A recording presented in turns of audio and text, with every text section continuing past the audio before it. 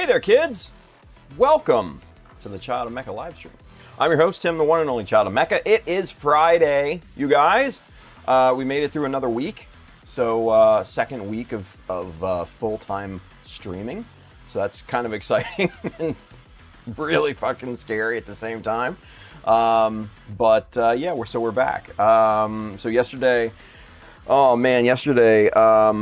of went down the rabbit hole with this newsletter thing. Got the platform set up and everything. Started to kind of tweak the look, the colors, all of that, and just some, trying to get myself familiarized with the, the platform that I chose yesterday, and kind of the little, details and idiosyncrasies and things like that, and what it can do, what it can't do, all that. So I think I found one that's going to fit really, really nicely with what we want to do. Kind of with this publication going forward and everything. So just another step in the direction that we want to go in. So really happy about that. Probably going to open up the wait list for it next week sometime. Yeah, be on the lookout for that. I'll put out a video and everything on that, and share it, all over the place. And yeah, so we're moving forward with the newsletter and everything. That'll be, I think pretty exciting. Get that going, get that rolling. Move on to some other plans and things like that I have. So yeah, it's good stuff. Good stuff is on the way. Good stuff is on the way. Also worked on some new little animations for the stream and things like that. Excuse me. We want to, I've talked about wanting to, add a few things here and there, especially for like super zoom, mega zoom, things like that. All that good stuff. So yeah, we're gonna move that forward and everything. So yeah. Anywho, so yeah, good stuff. Let's see. Charles Dodge is with us. Afternoon from work. Pain shirt today? Pain shirt? Plain? I don't know. Lelouch, afternoon everyone. Michael Dawson's with us. Greg Avani, what's going on, Greg? Lorenz, morning. Hope everyone has a good Friday. I know, me too, right? Jimmy James, hey everyone. Cheesy Cream, hello there. Hey. Brandon says, sign me up. Cheesy Cream says, wow, you sounded very familiar. Who do I sound familiar? How do I sound familiar? I don't know. Anyway, Jose Munoz, sorry, Jose. Let's go, right? Yeah, I'm all happy about all that stuff.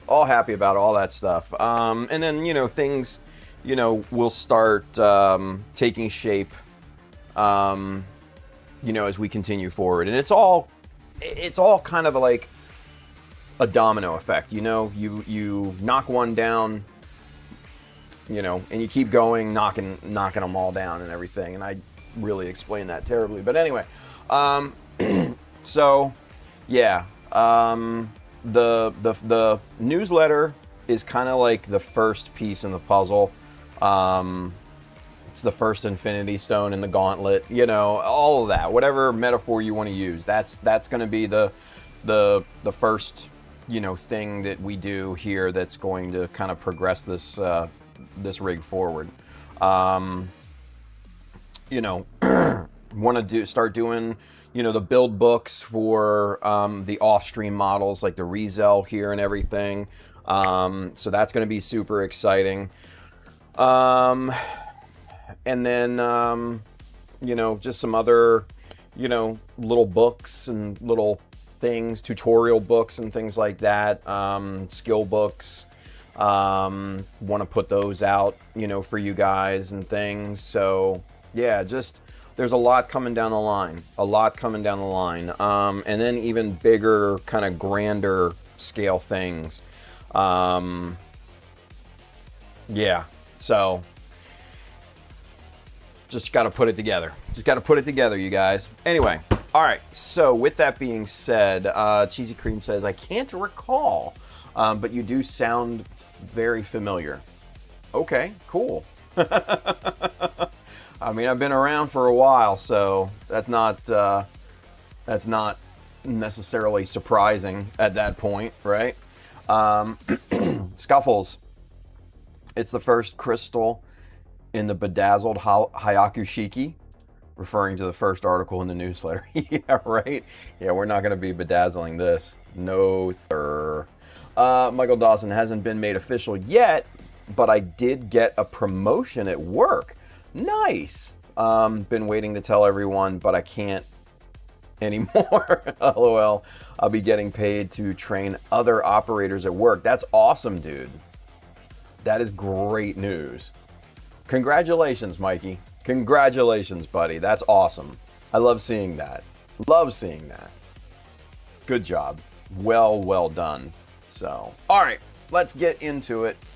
Camera 2, here we go. All right, now, one thing that I was doing here a little bit earlier, actually, I was pulling out paints and stuff like that because I was trying to find my all-clad copper, because that's a really good copper, and I found it, and it needs to be revived with some thinner and stuff like that.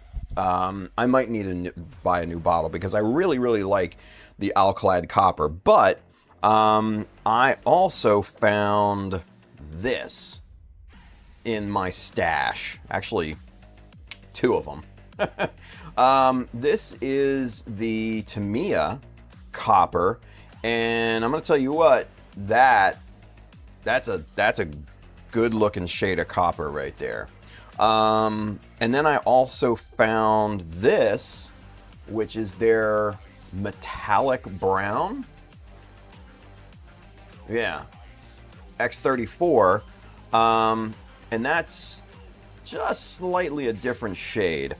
I think I like the deeper look of the normal copper rather than the quote-unquote metallic brown, but I'm gonna have to do some spray outs and really see. Here's the other. This is the what is this, the Mr. Metal color? Yeah, Mr. Metal color that I had looked at on another stream, and that's really nice too. But yeah, it's going to be a tough decision. And like I said, I'm going to have to do some spray outs and everything. And so those are all options going forward. So we'll kind of see what that looks like here. Anywho, let's see. Scuffle says, congrats to Michael Dawson. I just fired an entire department this week. Jesus Christ, dude. My God, man. Oh. So you were the one that laid me off, huh? Okay, Scuffles, I see you. I see you. I'm gonna remember that, buddy. I'm gonna remember that. Brandon says, get out the plastic spoons. You know, and that's funny. Like, I have them up there and everything, but what I think I might do is, I don't, who makes those damn cards? I think it was Disc by that made like spray out cards and everything. And basically all they are just like plastic badges, essentially, right? They sell them on Amazon for like, you can get like 200 of them for like 10-15 bucks, something like that. So what I think I might do is get a package of those. Let me see here real quick. I saved them in my Amazon save for later thing. Yeah, okay, so here we go. So you can get 200 for $18.99 or 250 for $25.99. Yeah. So they're what is it? PVC cards with the slot cut out so I can put them on a key ring or something like that, and save them, mark what they are on the back and everything. So yeah, I think that's what I'm going to do rather than the plastic spoons. I think I'm going to get those cards and do spray outs of that. So yeah, but anywho, all right, let's get back at it. Yeah, so on yesterday's stream we did this. This basically now is our bracket for transferring the shield from this basic connection point here over to the side of the forearm, right? And if you remember from yesterday, I showed you when the shield is mounted in this position, it runs into the boosters that we installed on the Shiki previously. So what we need to do is to transfer it to the side of the forearm here so it doesn't bump into the Shiki. I also like the look of the side mounted shield so much better.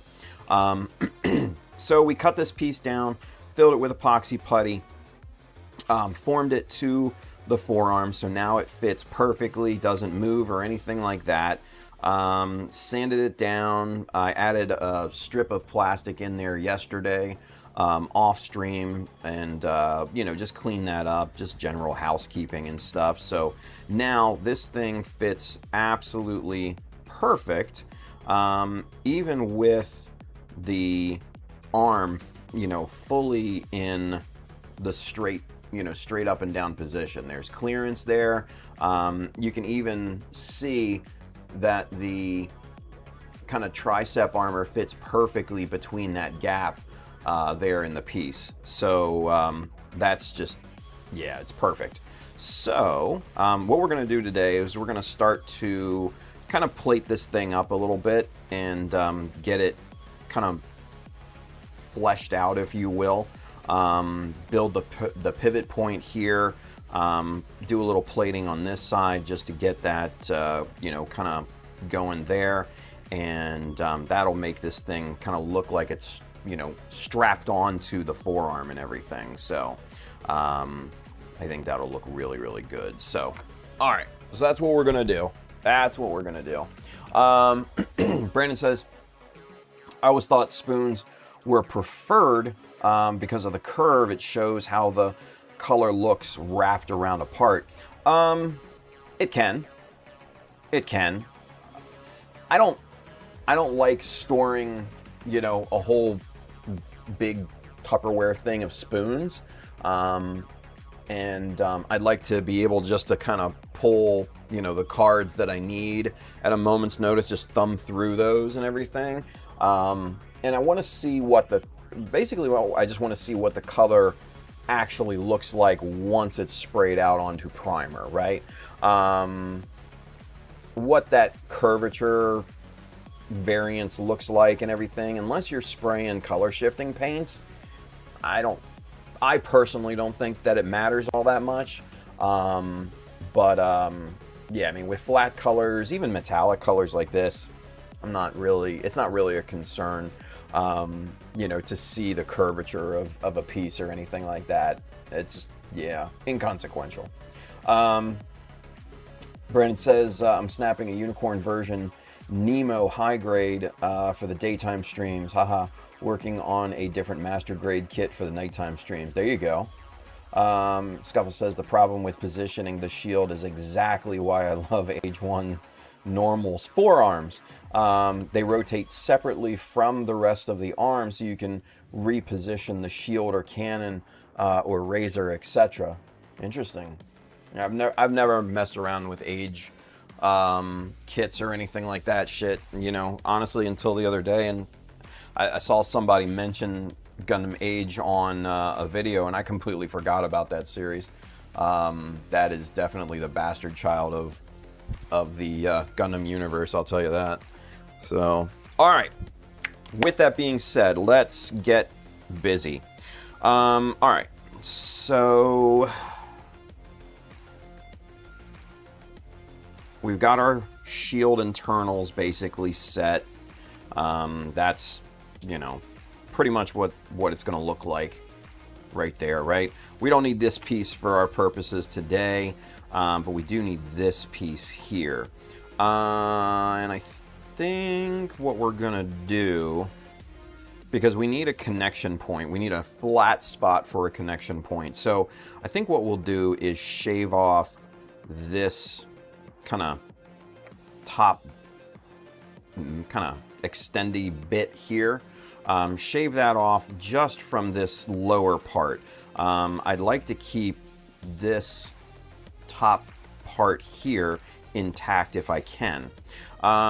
So we'll start by removing that so we have a connection point that we can basically extend a peg through and get that looking good. So, all right. With that being said, we're going to need the Dremel for this operation, because that's going to be, you know, quite a bit of plastic that we're going to have to get through here. So, here we go.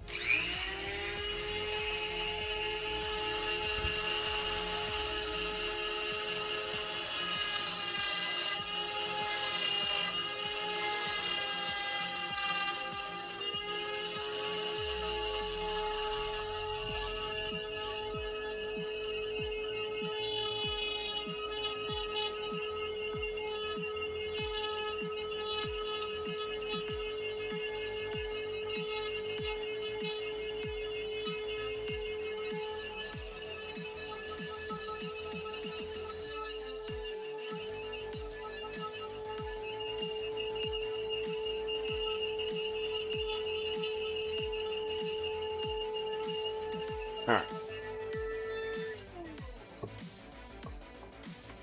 All right, that does the trick there. That got most of that piece off here. We're gonna need to clean up, obviously, the leftovers and everything there. Went a little too deep right there, but that's not gonna be a big deal, because we'll kind of cover that up with the mounting point for the shield and everything. So first things first, we need to just kind of clean up the leftover pieces here.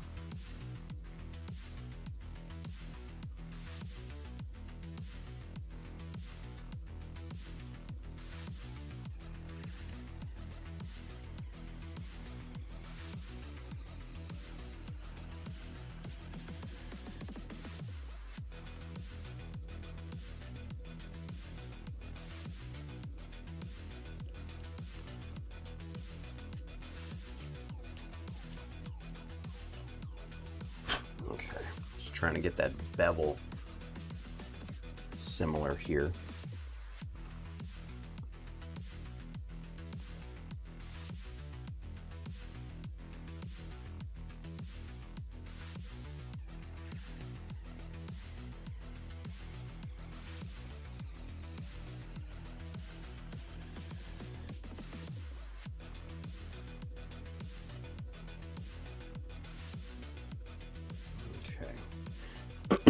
looks pretty good. Just need to clean up this other side here.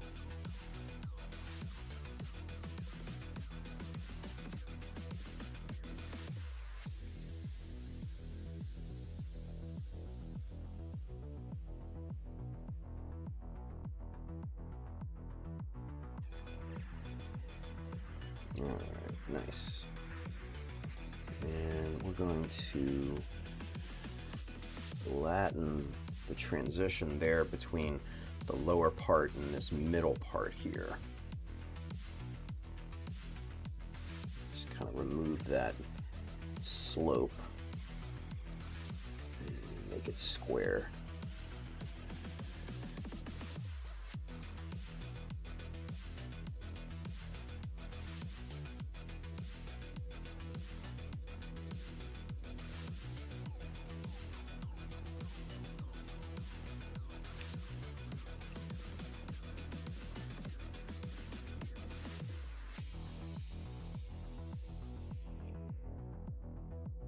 Okay, pretty good, pretty good, pretty good.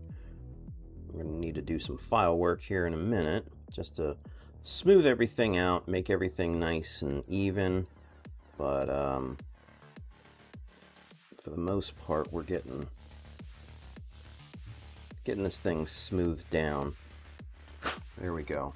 Making way for our future connection point here.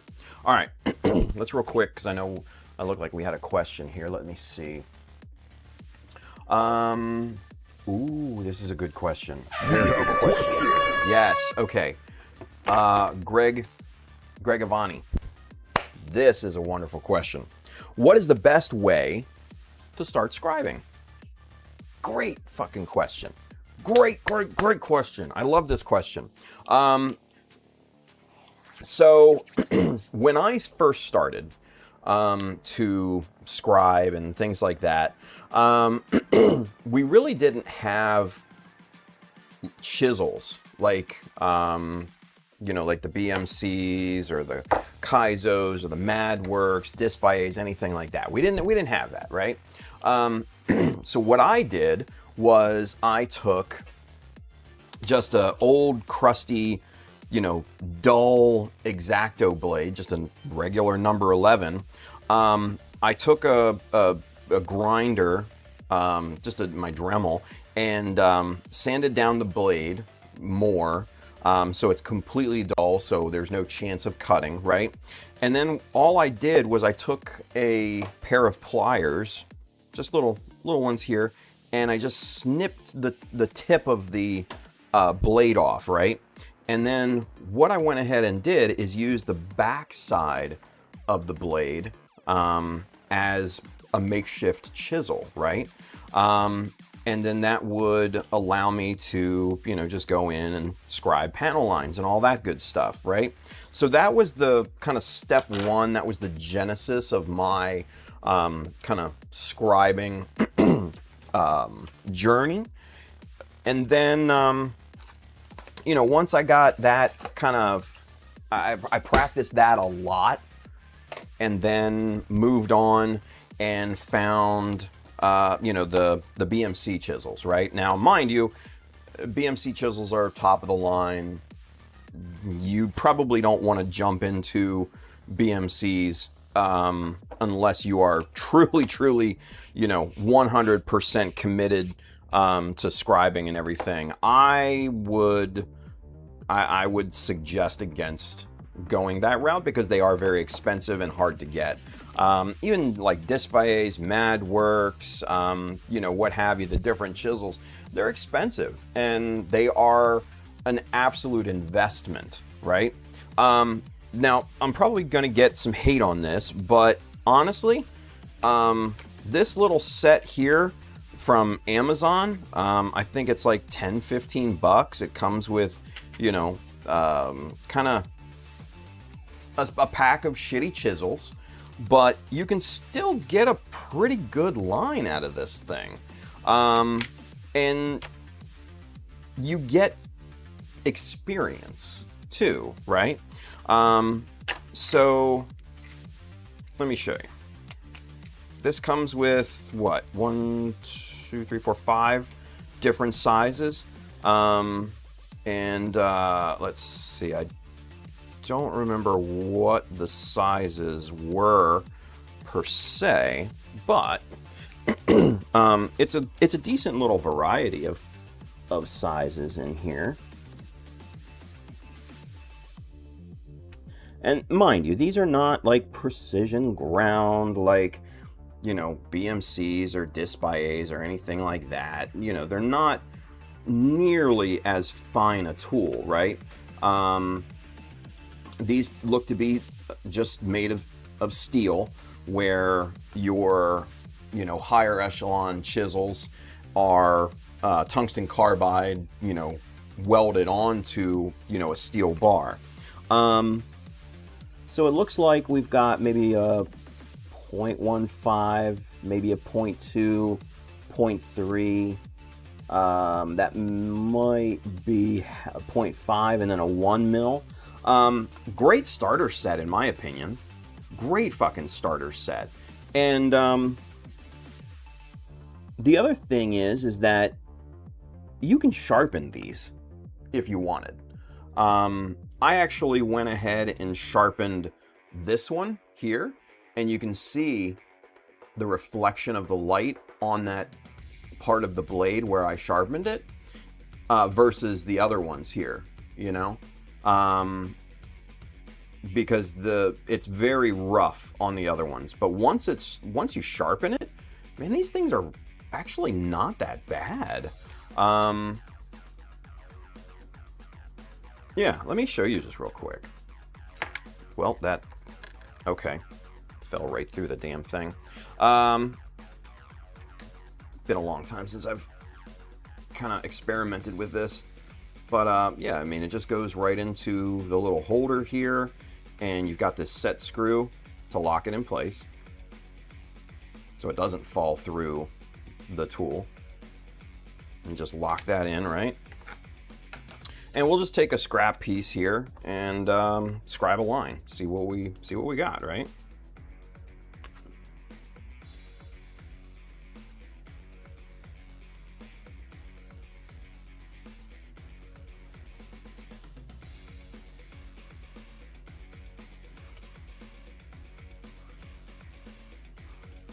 As you can see, we're getting nice little ribbons of plastic coming off, right? And that's what you want.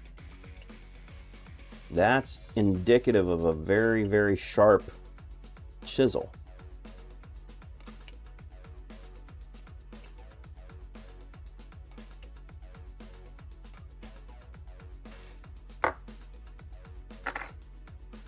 Yeah. Let's go super zoom here.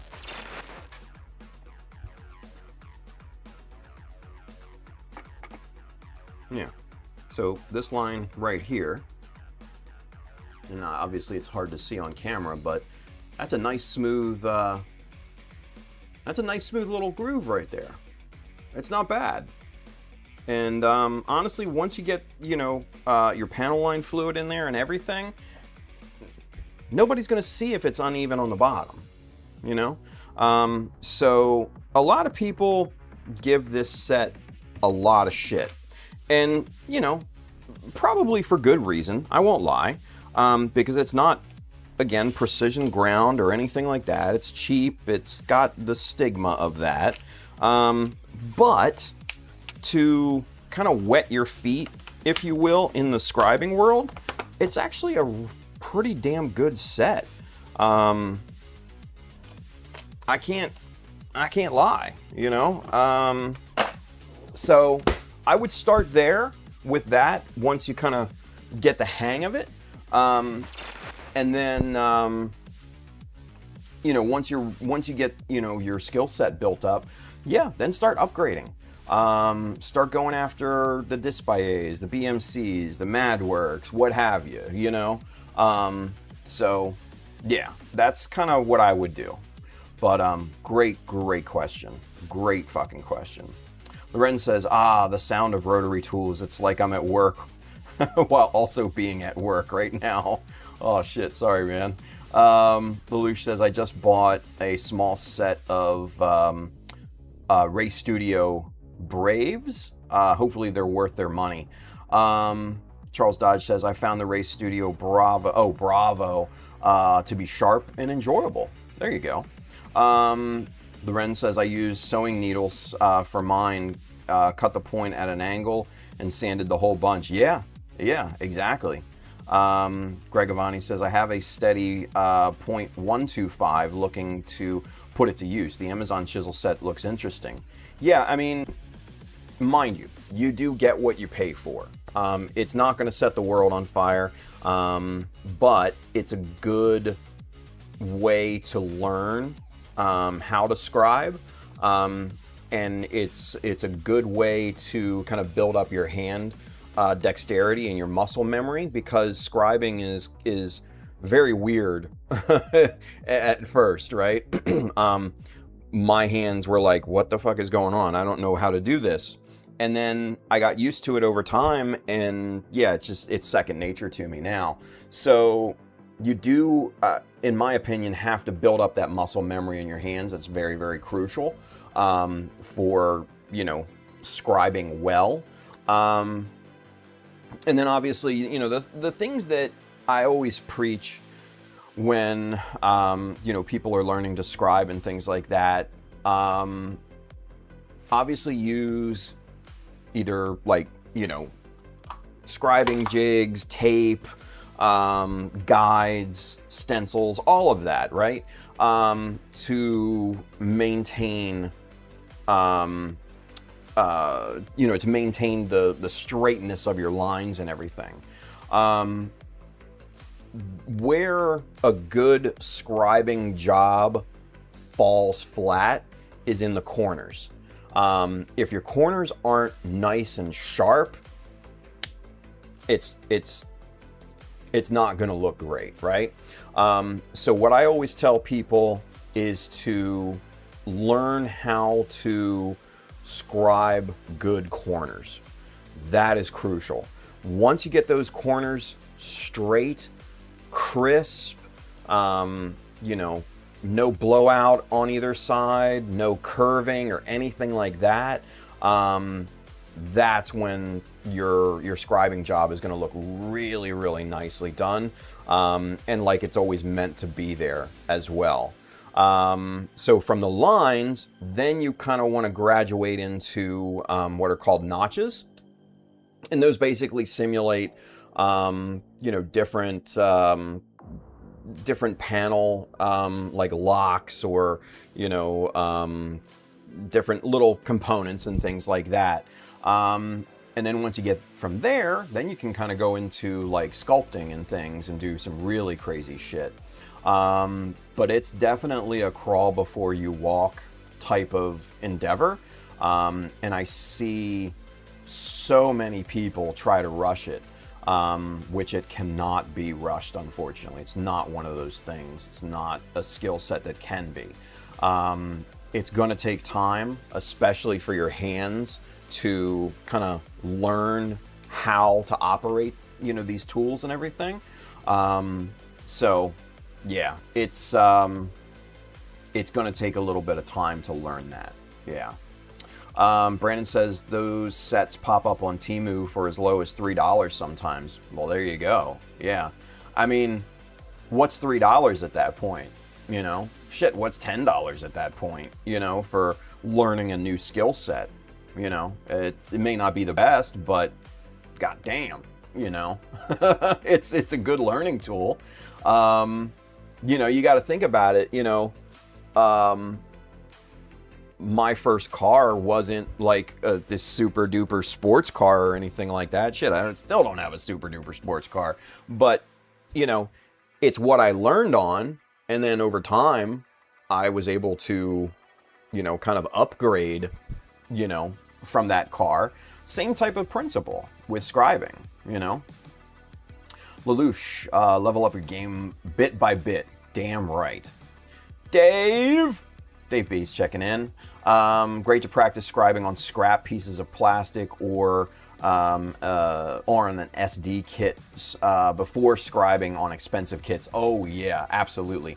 That is a great point. Yeah, so my best advice, don't go hog on an expensive kit straight out of the gate either. You are going to disappoint yourself at that point. Get you a nice, cheap, high-grade SD, something like that you do not care about. But basically that you can, afford to mess up, but it's a practice kind of canvas, if you will. So that's a great point, Dave. That is a great point. Gunpla Uruguay, look at this guy, Javier. What's going on, buddy? Hey, Tim, just passing by to say hi. Is there another stream tonight? There is another stream tonight, Javier, 10 p.m. Eastern. So yeah, definitely swing on by, hang out with us, dude. We had a bunch of cool people hang out. What was it? On Wednesday. God, everybody came out. Colin, Craig, Mr. Hi Craig. His store's open again, so you can go buy the scribing jigs. So check him out at Hi Craig on Instagram. He's got his store back open. He's printing again. You can buy the scribing jigs. You can buy the vent jig here, that thing to make custom vents and everything. You can, he's got this, chamfering guide and everything. So yeah, he's back open and printing, and that'll be awesome. And so Colin came by. Chris Reniger from Arizona came by. Chris was an old mod for us. We also, went out to see him back in 2019 to go to Sabaton Con. My boy Bailey showed up last night. Old School Gunpla, George, he stopped by as well. It was so good to see everybody kind of come out of the woodworks and say hi on Wednesday. That made me feel really good, I'm not gonna lie. Rami Bro, what up, dude? Where can I get the best scribing holder? Oh man, well, that depends, dude. The best, in my opinion, is gonna be this one here. This is the Madworks chisel holder. Now, the caveat to this is that it only accepts their round bar or other round bar chisels, and so that is a caveat that you have to realize. If you have the bar style chisels like BMC, because this is just a flat bar, that's not gonna be compatible with the Madworks holder here. But if you do have the round bar chisels, man, I cannot recommend this guy enough. This is nice aluminum. It's solid, heavy in your hand. Has these indents for your fingers so you don't slip or turn it or anything. It's just a very, very comfortable piece, and yeah, highly recommend it. So if I was to say the best, it would be this, but with that caveat. Now, if you have the bar style,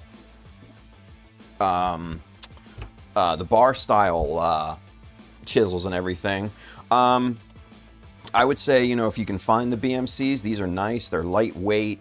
They're not round, so you're not going to go slipping and sliding or anything. Or if I'm not sure if they're in stock or not, but the Kaizo chisel holders here, these are again aluminum, nice weight to them. Robot Kai on Instagram sent me these, and I'm not sure if they're in stock or not. I know the chisels are kind of out of stock, but I'm not sure if the holder is in stock or not. And it comes in either black or red. So yeah, really, really nice chisel holders there. So you have options. but it depends on the style of your chisel. So, yeah. Brandon says embossing tape is cheap and works good for scribe tape. Oh, hell yeah. That's all, well, I shouldn't say all, but that's 99% of what I use is this old school black Dymo embossing tape. And I love it.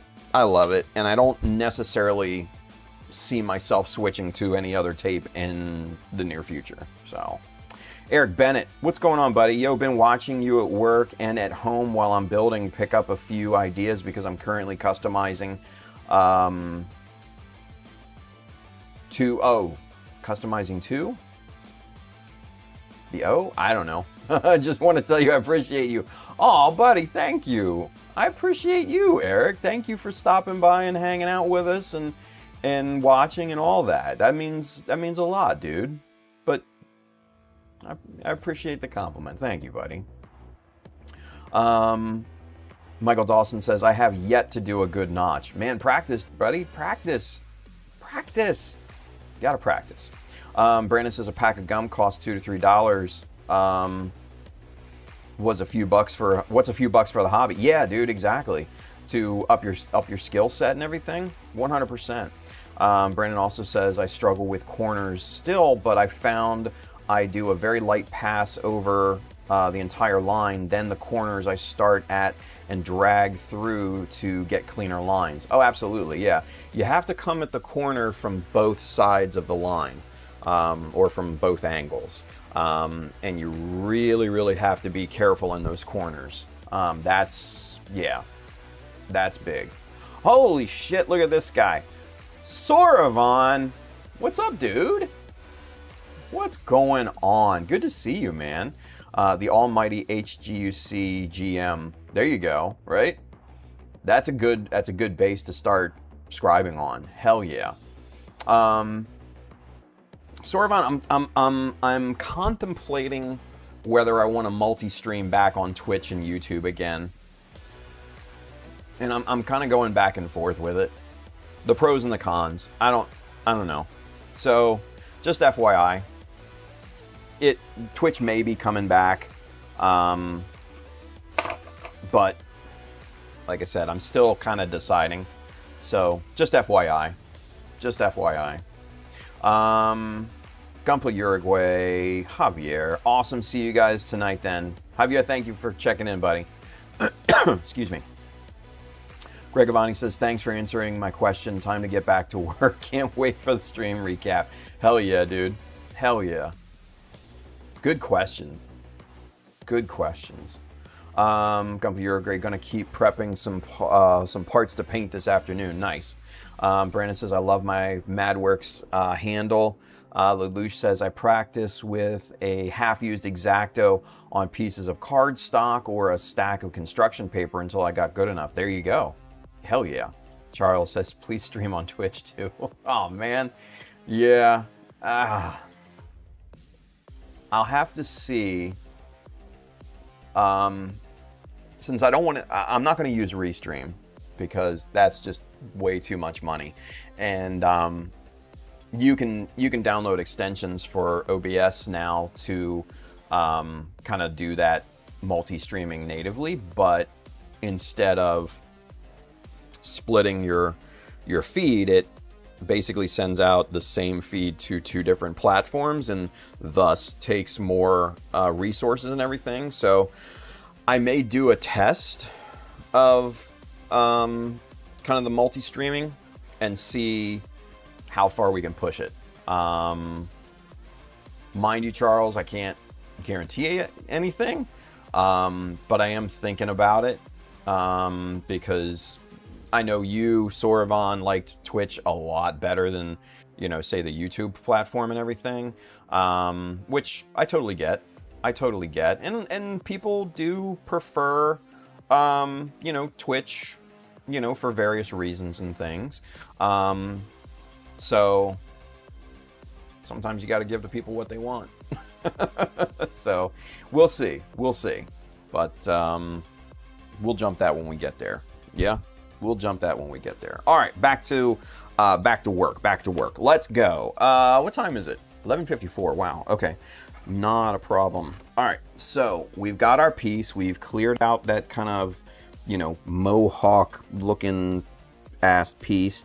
Now we're just going to take the file and kind of really clean up some surfaces here, especially this beveled edge that I want it to make it look nice and stock, basically. And you're just evening that out. We took care of the bevels on both sides, so that's looking pretty good there. One thing I'm going to do is bring in the 1, 2, 3 block to elevate this. And this, I can't tell you guys how useful it is to elevate a piece off of your workbench. Because instead of your hands, like, for instance, let me show you. So if I wanted to, you know, steady this piece on here, I'd have to really kind of, my hands would be in an awkward position like this, right? And kind of bent and crimped and everything. But bringing this in, my hands, I can twist around, hold it this way, and they're at a much more natural angle, right? So I really love working with a 1, 2, 3 block in this way, just to elevate the piece, so I don't have to, you know, twist my damn hands like an arthritis victim or something, you know? Because that ain't pretty. My grandmother, rest in peace, had rheumatoid arthritis, and whew, that is a vicious disease. I don't wish that on anybody, I'll be honest with you.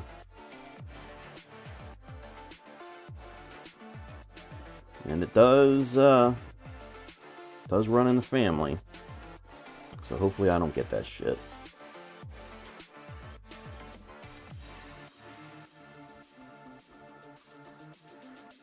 Alright. That looks to be where we need it. Alright, cool. So, we need to create a nice...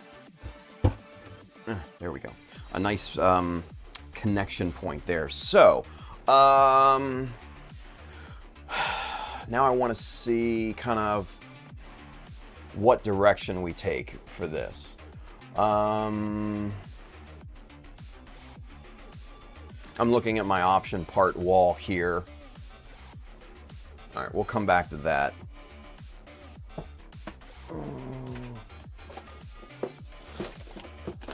Let's pull this out here.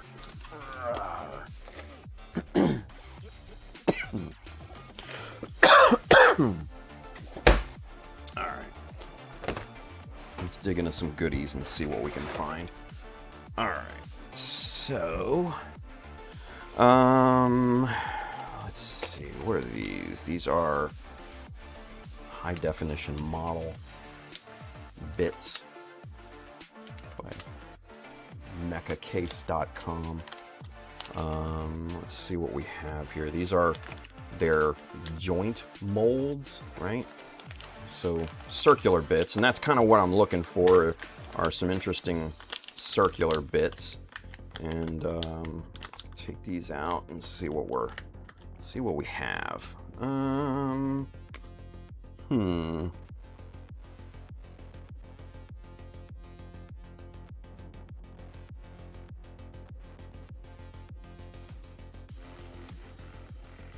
Maybe like one of these wouldn't be bad. I'm gonna save that. I'm gonna hold that off onto the side and just kind of keep that handy here. We've got some other things from them here as well. Some bits and bobs and all that. We're gonna put all that off to the side here. We've got all of these wave kind of option parts. We've got our wall of Kotobukiya. Yeah, none of these give me any sort of tingle. No, nothing there. I don't think Wave has a great catalog of option parts. You know, some of them are useful. but there's not a lot of great variety, unfortunately. All right, so let's take a look over here. We've got our Apex parts from USA Gundam Store, our boys over there. Let's see kind of what we have here. Let's see.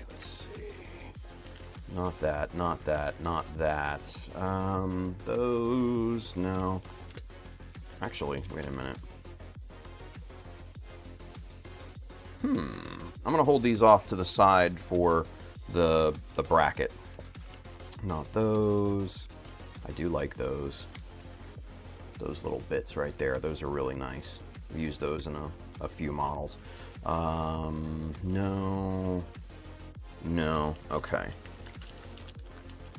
Pack those away. Let's see what we have in our other stack here.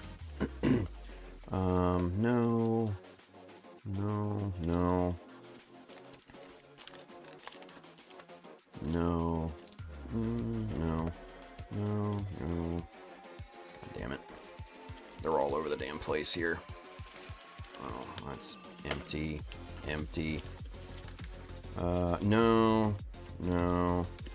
Empty. No. Okay, so none of the Apex parts, aside from the ones that we pulled, are going to be very useful for something like this. Highly useful in general, mind you, but not for what we need. No. No. No. What's this one here? What's this look like?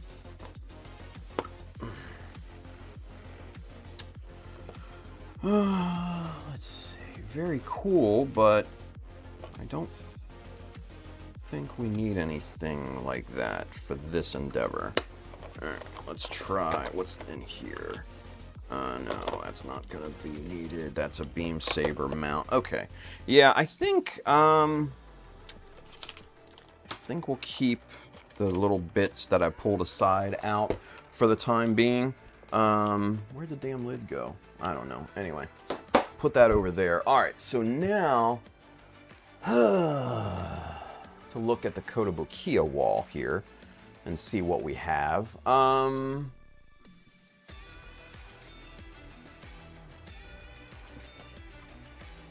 Okay, so something like this is always useful.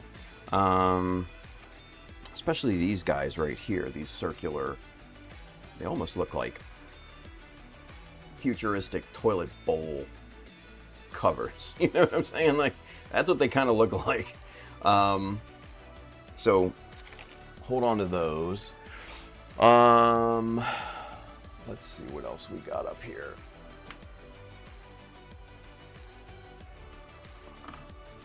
Okay.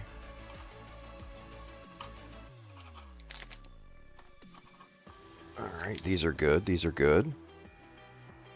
Yep, okay.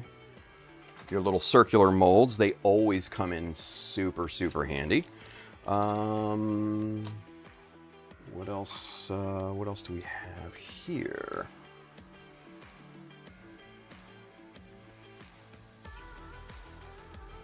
Okay. These are kind of your like flat beveled circular molds. We'll hang on to those.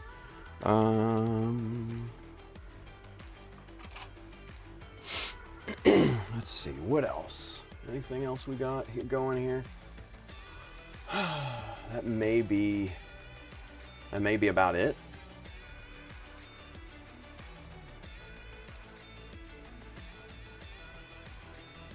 Yeah. Okay, let's go with that.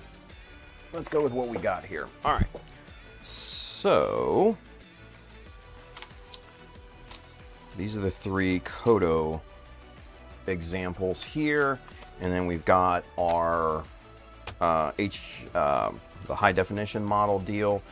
This we're gonna put off and use for I think kind of like the inside here, because I think maybe like this part right there would be cool, or maybe one of these little guys. to serve our purposes and everything. So we'll hold that off onto the side when we get more to the bracket. But like I said, I want to kind of get a mounting position here.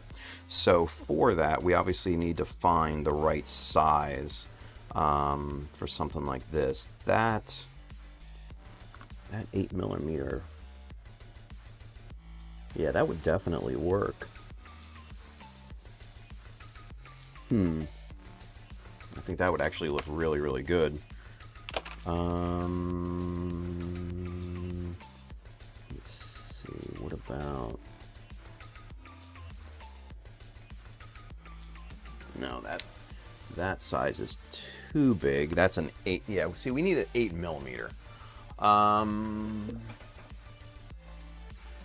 Here we go.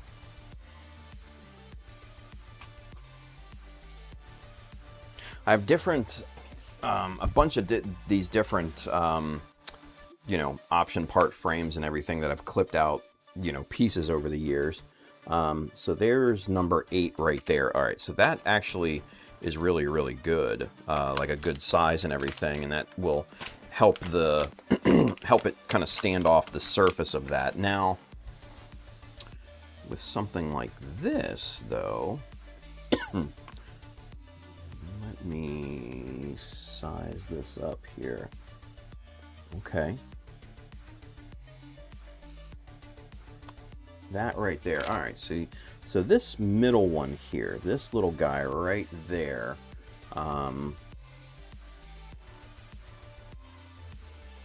may be pretty good for our purposes. Okay. Let's clip this guy out here and see what we've got.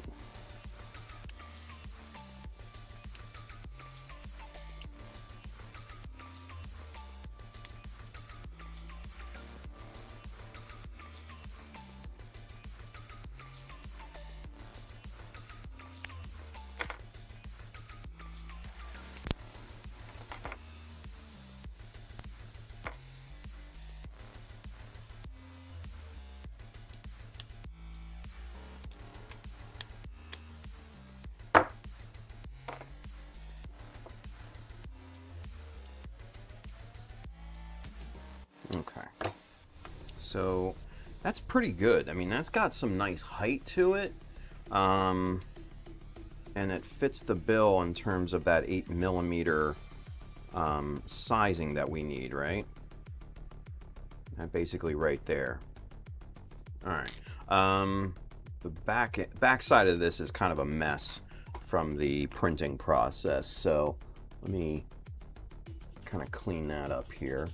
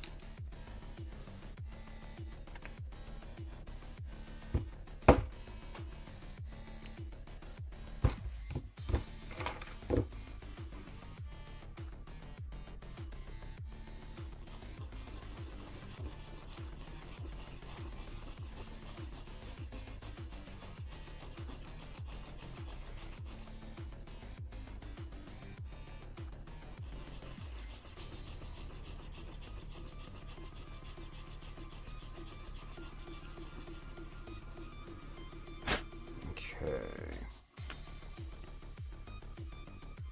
How does that look? Let's see.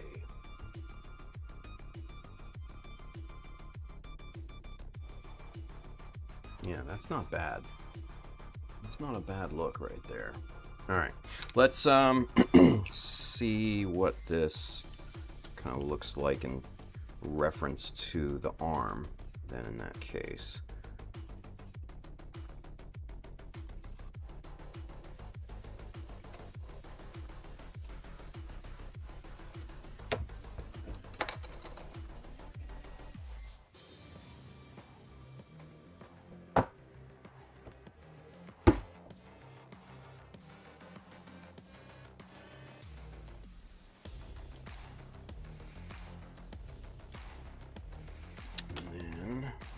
the bracket on there.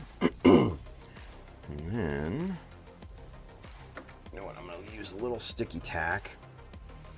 Just a little bit.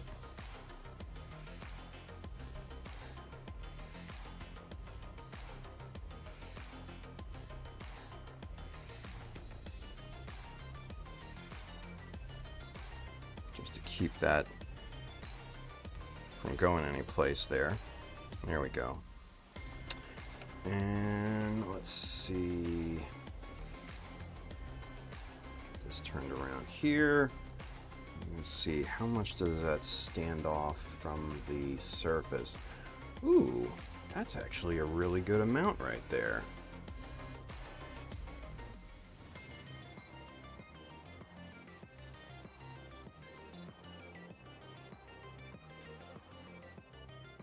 That's not bad. I think what I want to do is maybe go a little lower than that, though. So that may not... That piece is as nice as it is. I don't think that's going to work for us here. So...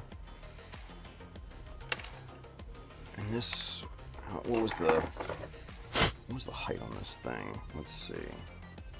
That was 5 millimeters tall. Okay, geez. Yeah, that's a pretty tall piece, all things considered. Where something like one of these are only going to be maybe 2 to 3 millimeters. So let's clip one of these guys out here.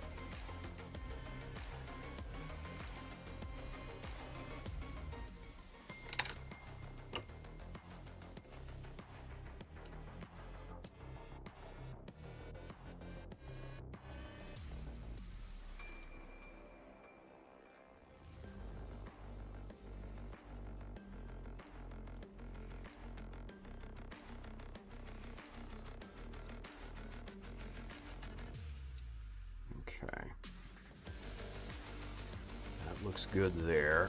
Alright. Fuck me. And then get this line here. Cool. Yeah, that's I think what we want to go with, because what I want to do is put kind of another one on this side. So that the peg that I'm going to put into this has a place to slot in, and it'll actually hold, right? So we need some real estate height-wise to kind of seat that that peg in there and everything. So that's actually quite good, quite good. All right. So now. Let me...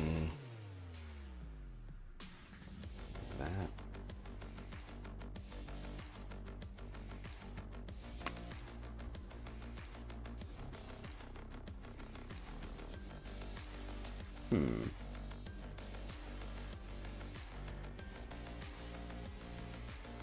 No, that's not going to work. Okay, not a big deal. I was basically what I was seeing. So we have an 8 mil here.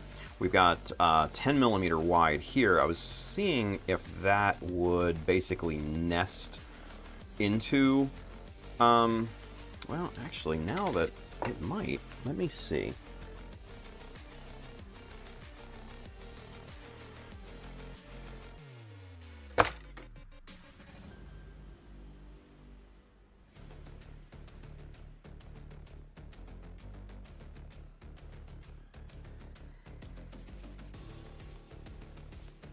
Clean the nubs up, what will that do, right?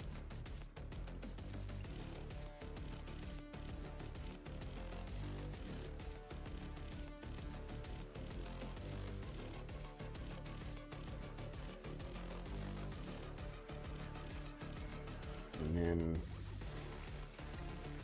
just ever so carefully kind of scrape the outside. Just to bring the diameter down a little bit. Nothing crazy.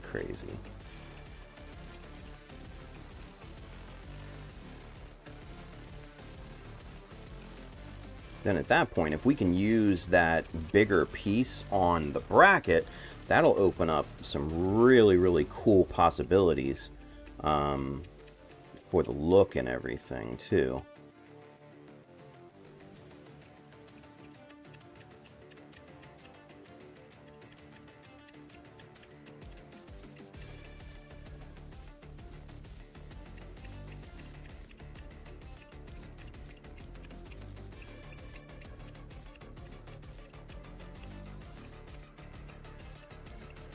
Okay, let's see how that works now. Ooh, that does slot in there. Holy shit. Look at that right there. That does slot in. Okay.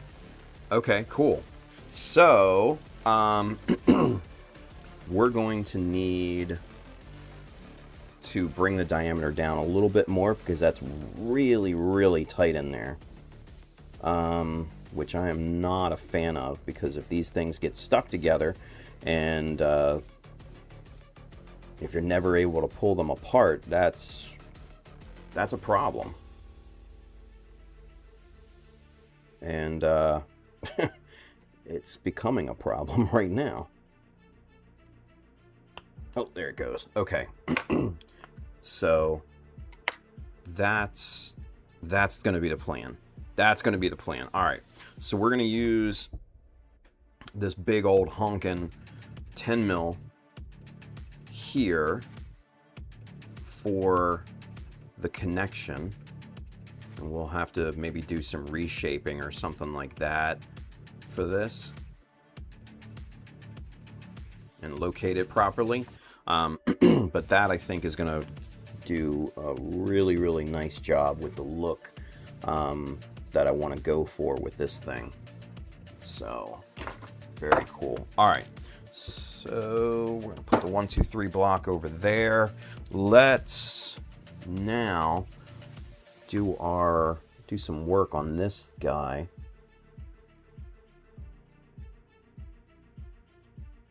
Especially the sides here.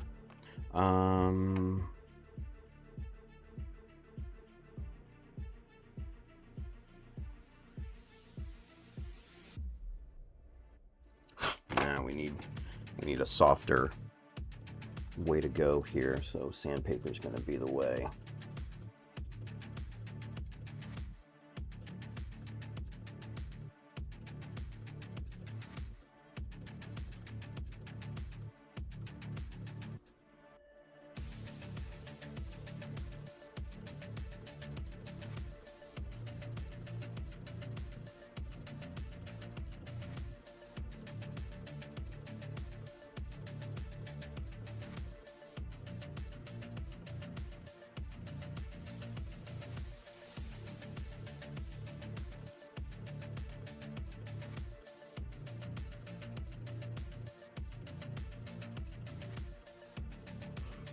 Okay, let's see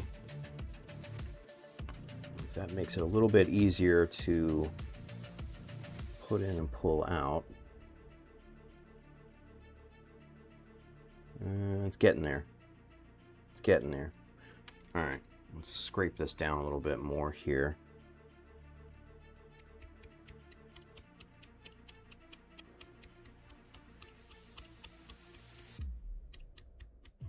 If only they had like an 8.5, that would be probably perfect. Or a 7.5, I guess I should say.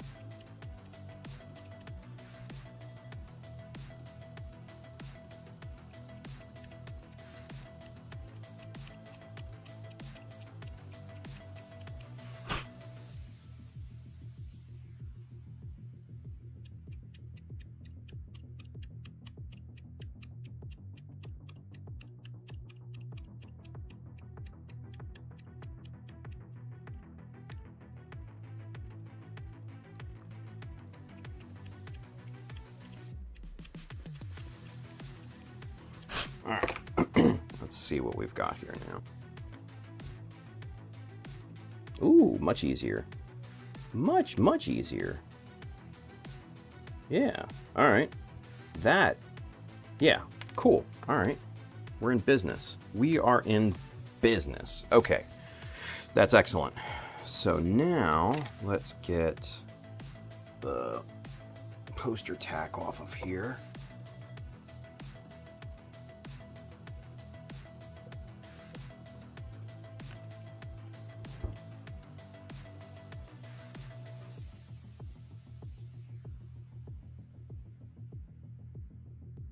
Oh, you know what? And I think what I'll do is try to put a little curvature in this piece here so that the mold kind of almost fits in.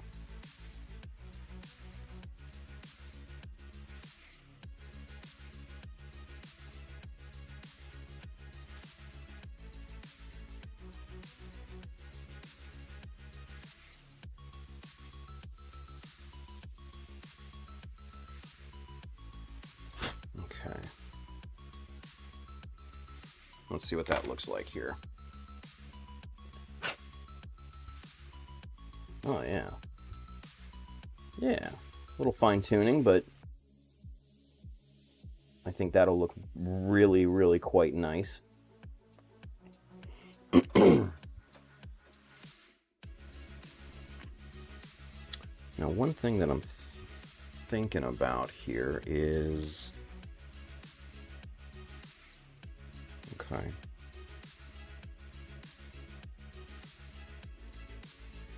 Okay. Yeah, we can work with it. We can work with it. All right. Cool. So...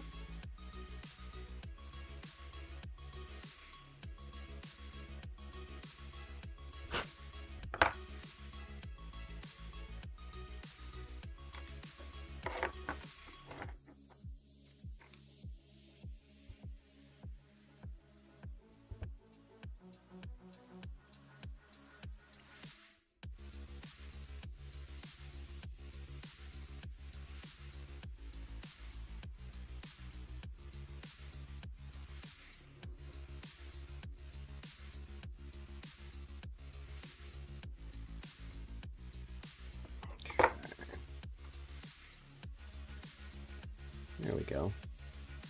Yeah, see, that's very nice. Very, very nice. All right, let's show you. All right, and we basically just rounded the edge here so that kind of flows in a little bit better to this piece here. So I think that looks really, really good. Now, while I was thinking about it, we're not going to be able to use this piece anymore. Where is it? There it is.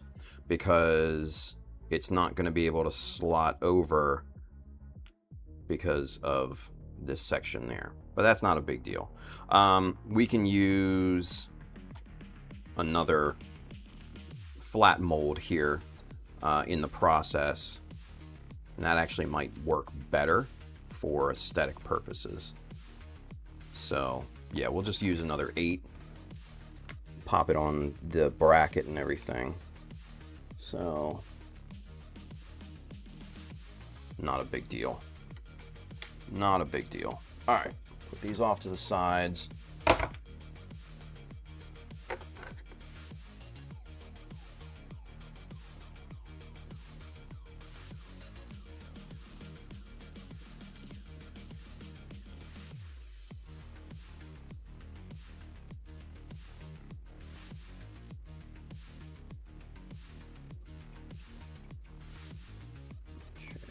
Nub cleaned up.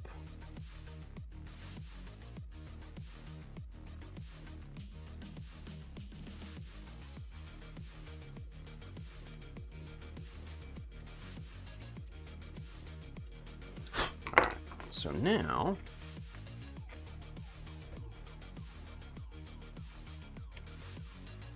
we're going to basically locate that right right about there.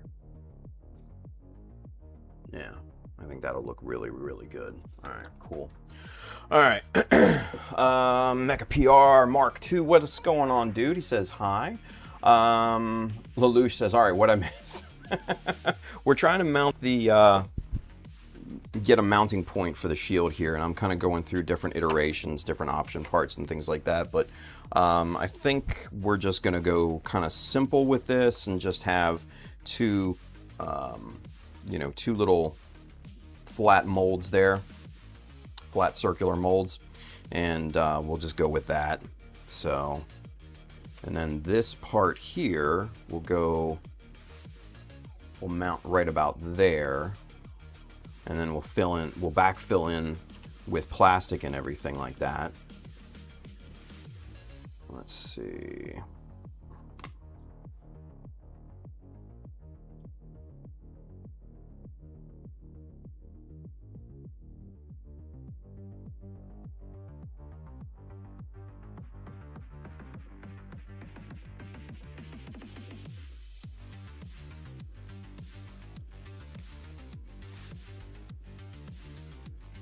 Yeah, that'll look fine. Okay, so let's get this, let's get the circular mold applied first, and then we'll start to kind of work our way around it.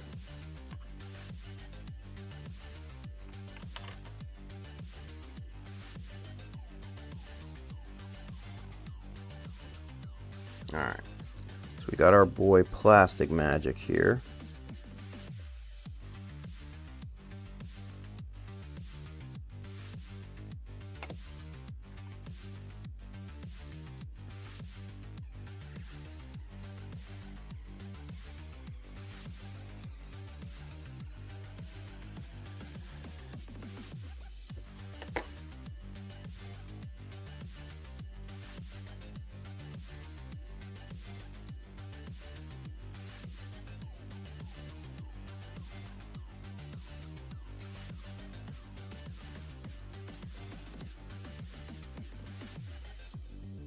I do want this to overhang slightly off of the bracket piece because, like I said, we'll go back with some plastic sheet and strip and make that kind of cohesive and everything.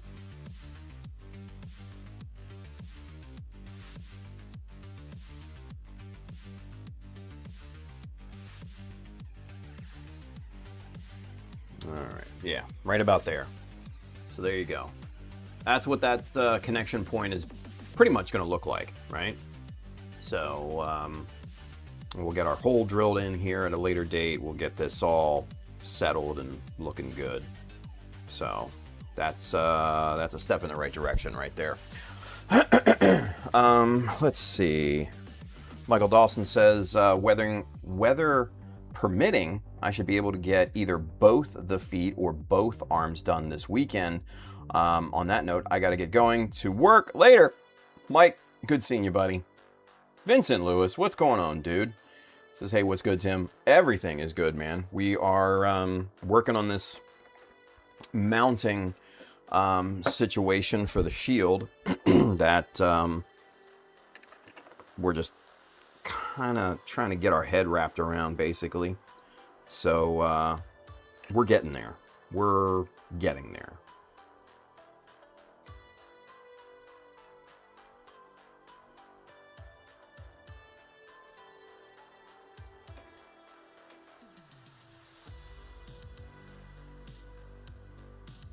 Yeah.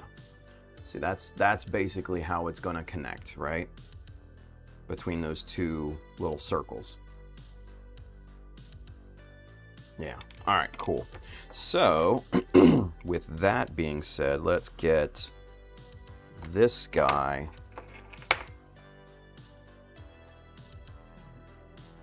I'll hold this with these tweezers first. And let's get Plastic Magic out here.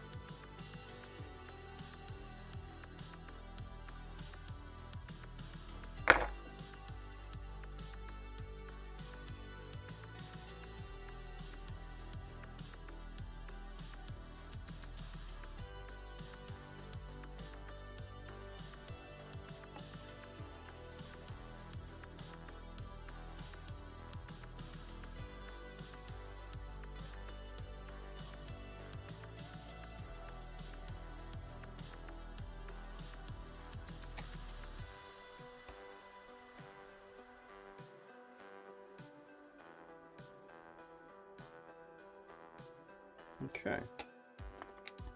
So the two molds are glued in, and not too shabby. Let's get a little bit more glue around this guy, because I was putzing with him here, positioning wise and everything, so the glue bond is not the greatest.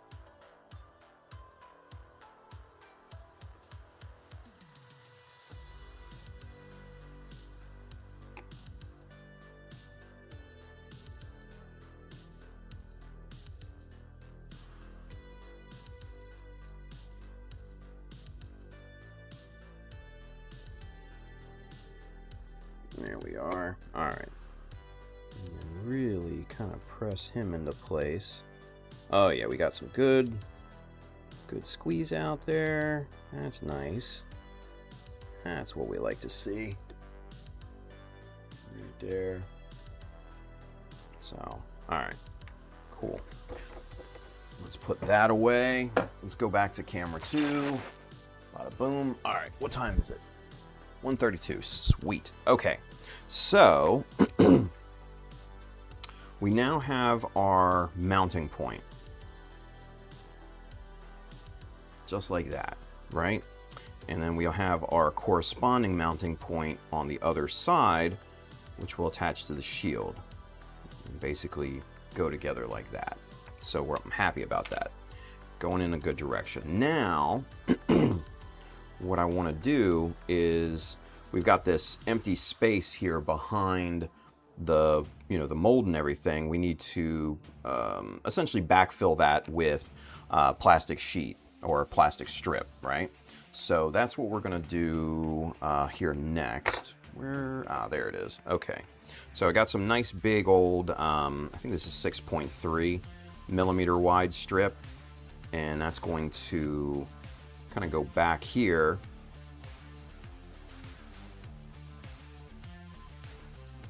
And we're also going to put a strip this way. And then we can just basically, fine-tune the look and everything here too. So, excuse me. Let's get to that, yeah? Now, let's pull out the chopper, because what I want to do here is put an angle on, I want 60 or I want 45. Let's go 60. Let's see what that looks like here. Oh no, that's the wrong angle. Yeah.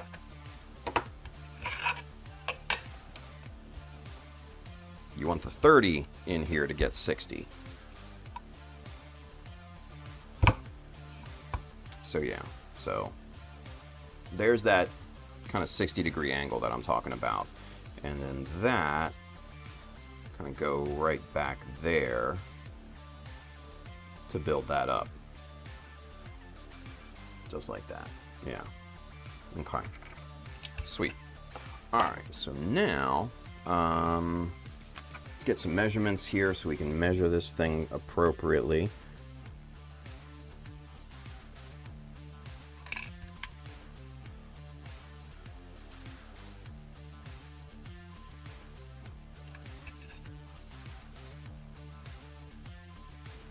$9 mil. Okay. 9 millimeter off of there.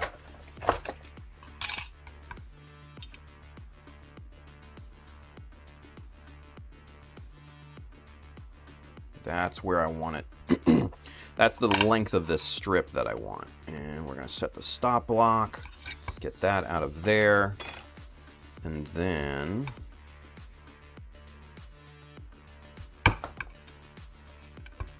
cut that.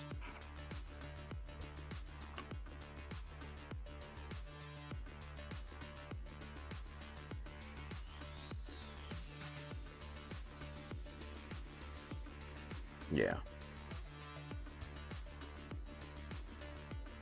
Perfect. Okay. And I'm leaving it purposely long this way so that we can come back and figure out the shape of the final look and everything, right? So, all right. So now let's get Plastic Magic back into the mix, and let's get this thing glued up here.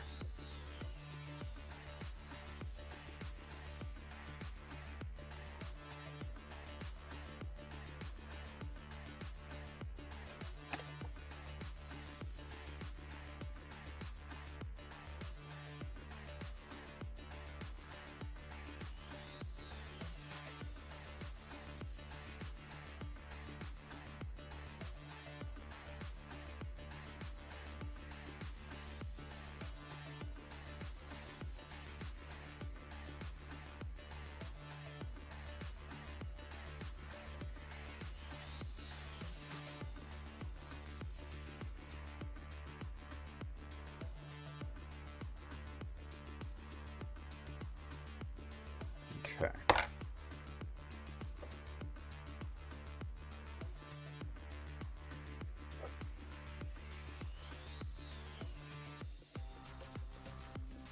All right, so there's that beginning of the shape, right? So now we need the front part here. So for that, let's see what we're gonna need.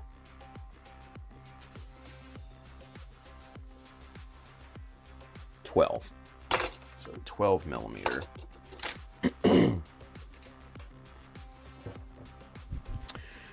Let's see.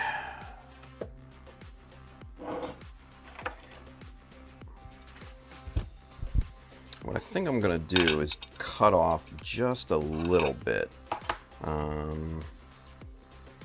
Make it just a little bit of an angle here. So we got our 45-degree in there, and we're just gonna take off a small portion of that corner, just like that, right? And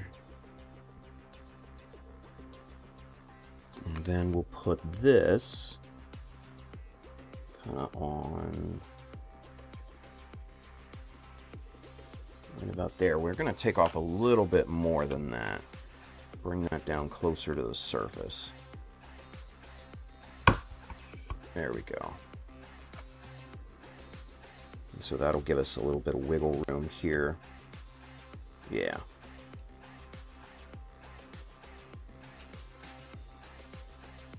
Okay.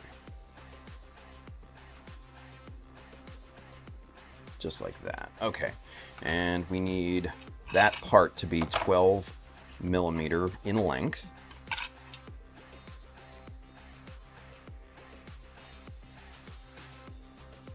There.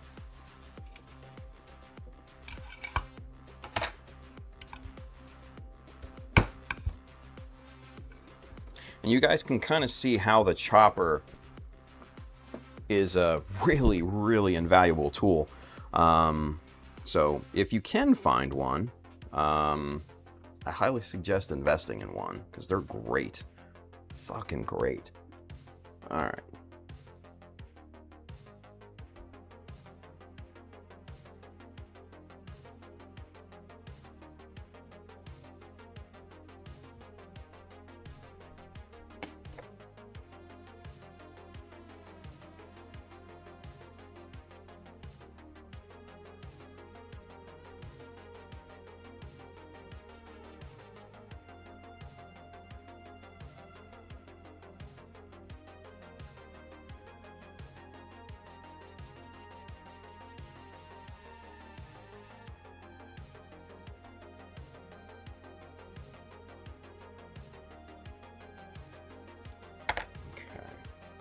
Now, when all this dries up, all the glue and everything, we're going to go back and clean all this up, even out the surfaces and everything, because these surfaces are obviously not even to one another. And we'll get that sanded down, flush them up, get them looking good.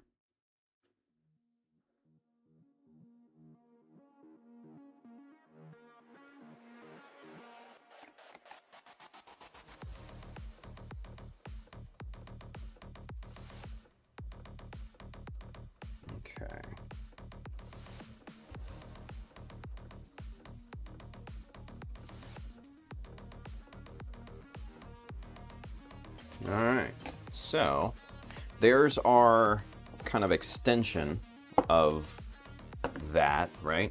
And like I said, what we'll do, I left this intentionally large on this side so that we can come back in and clip and shave down what we don't want to, you know, get the final shape.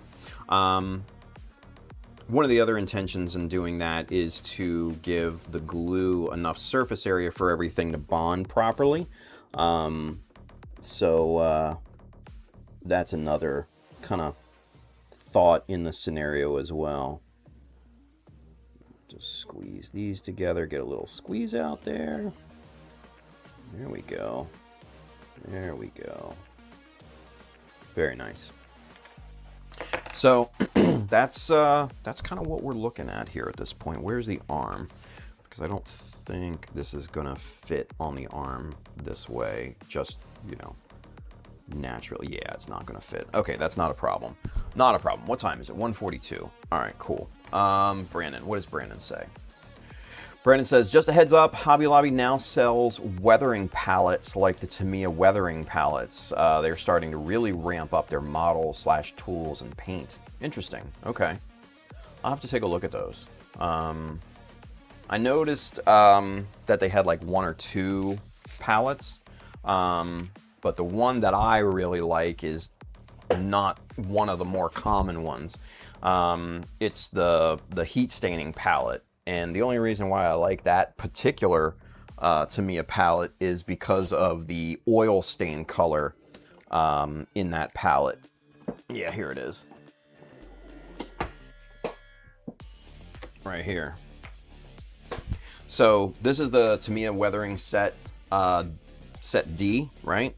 And that one right there, oil stain. That's the color that I really, really, really love. It's a very dark, muted brown, and it just gives really, really subtle, deep kind of variation on the model's surface and everything, and I just really, really like it. That's kind of what I coated Airdrop in, and what I coated the GM Quell in, and all of that. And let me pull out some of the Quell pieces here, and I'll show you exactly what I mean. So I'll show you before and after here, right?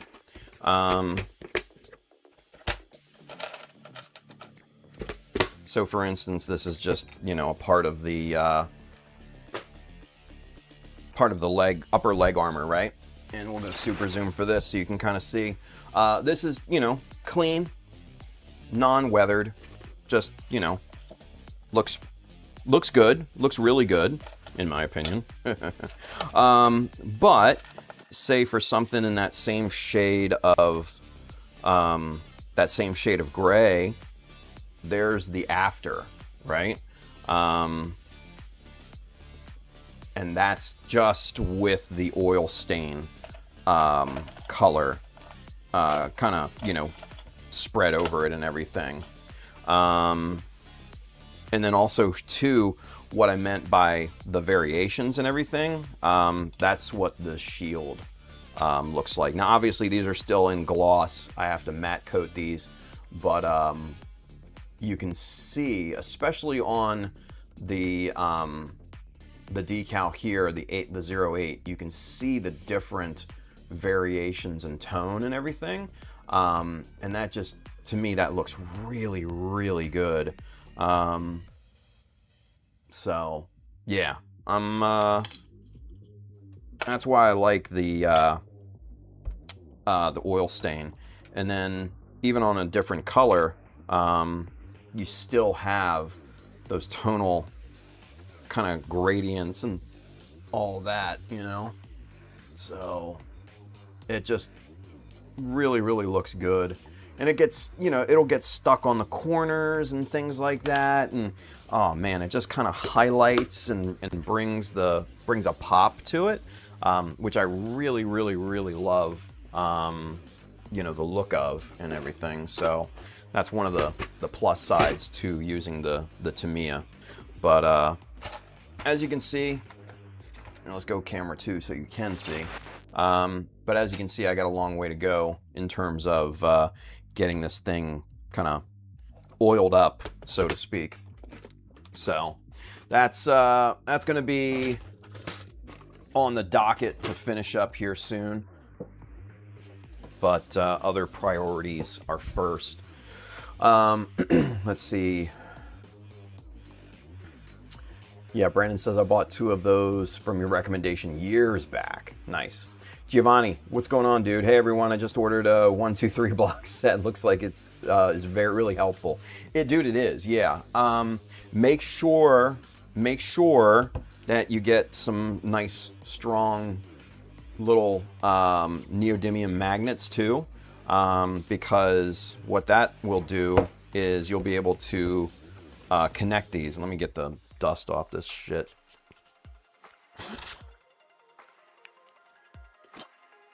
There we go. What you can do is form a right angle, and there you go. You got a right angle surface to, to sand on and everything. And this is just sandpaper stuck down with double-sided tape. Really, really nice. But yeah, the 1, 2, 3 blocks are very, very helpful. And they're not expensive either. Like you can see here, I got super glue on this, right? Well, real easy. You just take a flat blade knife and just go to work. Just scrape it off. It comes right off, and it's just as smooth as it ever was. So that's another reason why I really, really like the solid 1, 2, 3 blocks, is because they're super easy to clean. And now that surface is just pristine. It's, maybe stained a little bit, but other than that, she's good to go. She's good to go. So, yeah, wonderful stuff. And then on this side, obviously, too, we got some schmutz here. Just scrape that down. Baby butt smooth. This, I think, is from tape. But, see? Again, smooth. Let's go after this. Jesus, there's something really satisfying about that, I'm not gonna lie.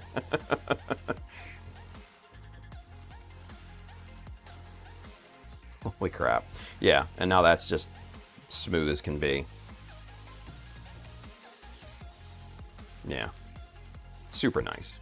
Super nice. So yeah, the 1, 2, 3 blocks are insanely valuable when trying to elevate pieces or trying to square things up, especially when it comes to like scratch building and things like that. Yeah, it's good stuff. It's really good stuff. Lelouch, so what Tim is telling us is buy this palette out for the next few years. Yeah, well, I mean, what are you gonna do, right? I do love that Set D palette from Tamiya. It's the oil stain is just such a good color. It's like what is that? What is that color that all the mini painters like? What is it? Starship Grime or something like that, or fuck, I don't know. It's one of those. But yeah, I mean, it's kind of like that same type of color to me. When I go to weather up the models and everything. Gizmo says, I remember going to Hobby Lobby to buy cheap artist chalk to grind up into weathering powder. Oh, dude, yeah, me too, right? And then spraying it with like hairspray or something to set it and everything. Yeah, I remember those days. I did that in the past. Jimmy James says, I love Tamiya powder. I started with my mom's old makeup as a kid for weathering. Yeah. I mean, viable, very viable, right? It's basically the same type of consistency, right? There we go, Lorenz, Starship Filth. Yeah, that's the one. It's kind of like that universal color that people use to grime things up. So for me, that's the oil stain color. Yeah, that's the equivalent, basically.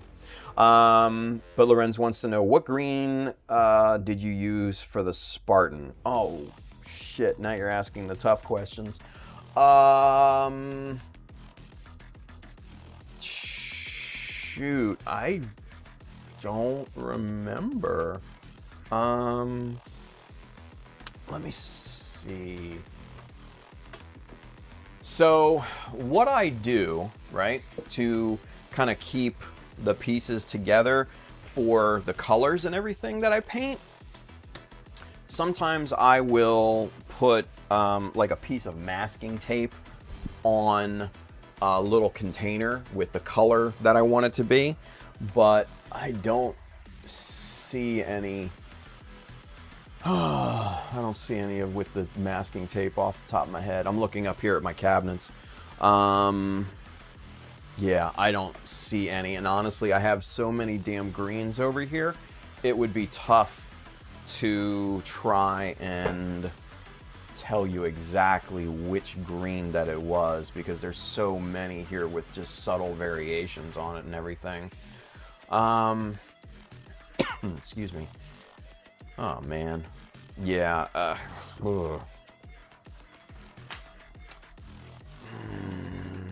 What's this? Maybe? Like, Mr. Color is, you know, what I use, obviously. Now, don't take my word as gospel on this, but maybe this field green number 340, it's definitely got the right hue to it. Oh, let me see.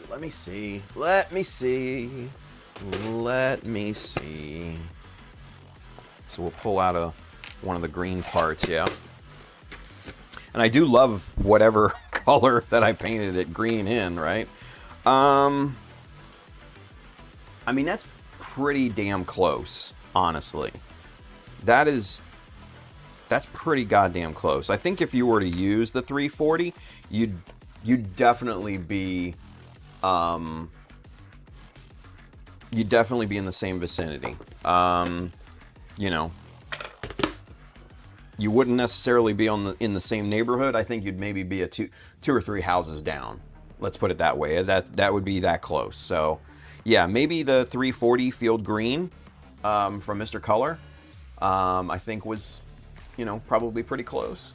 So, yeah, I would say go back and check the older streams there, Lorenz, and see, because I'm pretty sure that I had mentioned, you know, the color palette and everything, but I honestly don't remember. It's been so damn long, you know. Excuse me. Kelvin Branham. Hello, young man. What's going on, Kelvin? Good to see you, man.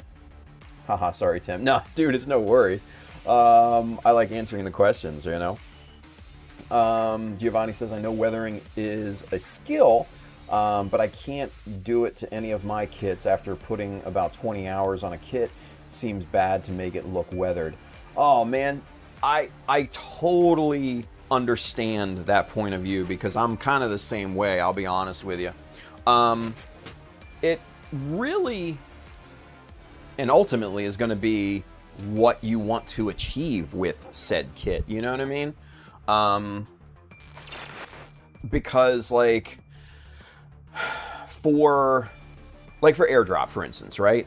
I don't think that particular model would have looked good without weathering, you know? And then like the Quell, I don't think would have looked good without the weathering. And the Ozymandias wouldn't have looked good without the weathering and the chipping and all of that, the really hard-hitting stuff, you know? I don't think that would have looked the same without it. And I think it would have probably looked worse off, you know? Now, the Shiki, being somewhat of a different theme, you know, the theme being kind of speed and being fast and all of that, I don't think would look good, and especially with the color palette being copper and everything, I don't think it would look good with weathering, you know? So I really, really think that at the end of the day, it's going to be based on the context of the model itself, in terms of whether you weather or not. Bad choice of words. But yeah, I mean, it's really going to be kind of the theme that you put into it, and what you want the viewer of said model to kind of take away from it, you know? Because obviously we want to make a model that's cool to us, and that is, you know, really fun and kind of what we want to achieve, you know, in that kind of theming area. But for a successful model, I think we also have to be cognizant of what your, you know, everyday common viewer thinks as well. My good friend Win Imong, he obviously, you know, GBWC champion, you know, several times over. I think he's the only person in the world that actually has one of each GBWC trophy. But he had mentioned one time to me, and he said this, it was so profound. He's like, I show my mom my models or my ideas, and if she doesn't get it, then I scrap it and go to something else, or I refine it or whatever. And that made so much sense to me, because, you know, obviously his mom has no idea, you know, about the Gundam universe or, you know, the mobile suits or anything like that, right? So he's getting a third-party perspective that is coming in free of any preconceived notions or knowledge or anything about said subject. And so basically, if she can get it, if somebody like that can get it, then it works, you know? It conveys the message. And that's, you know, really important, obviously, with dioramas like what Win did. But I think it's also equally important to just, you know, more simplistic builds, you know, non-diorama, you know, type of builds and things like that. So yeah, when he said that to me, I'm just like, oh man, that's fucking brilliant. So yeah, I always try to think nowadays, I always try to think of what the viewer is going to take away from it, you know? And I think I only really started that on the airdrop. With the Aussie, I was kind of feeling my way, and that was really my first serious foray into chipping and weathering and stuff, was on the Aussie. But then I kind of refined everything down to very simplistic weathering, and just kind of made it look kind of worn more than weathered, you know? And I really, really like that look. And then, again, it only, I think, serves for, you know, certain models, and certain subjects, and in certain instances where you want it to look that way, you know? So, food for thought. Food for thought. Jonathan says, I prefer a weathered grunt suit than a weathered hero suit. Yo, every day of the week. Every day of the week, yes. Twice on Sunday. Yeah. 100% agree with you there, Jonathan. Giovanni says, my philosophy on building is you are coming to my showroom floor, but the shiniest, the most clean, and then I rob you blind with the price. Nice. And I like that idea of, you know, someone coming to like a showroom floor, because I kind of think the same type of way. You know what I mean? So, yeah, I think it really depends on the direction that you're going, and if you want to convey that clean, fresh, off the factory line, you know, showroom, you know, type of look, then by all means, lean into it. Lean into it. Keep everything ultra, ultra clean, because one of the things that, you know, I've always thought is that your super clean builds, your ultra clean without any weathering, it's harder to achieve a really nice finish and presentation with a clean model as opposed to a weathered model, because you can hide things, you know, under weathering or camouflage those flaws.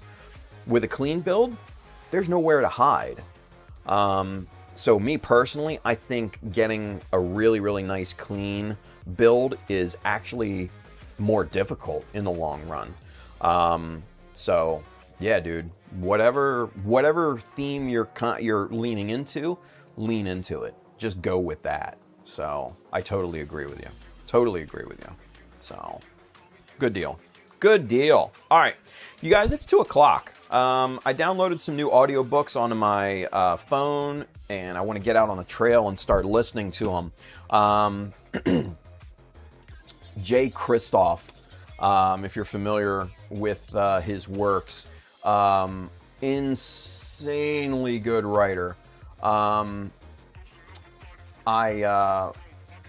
What was it? A couple years ago, I listened to his first Empire book, Empire of the Vampire, and I was blown away.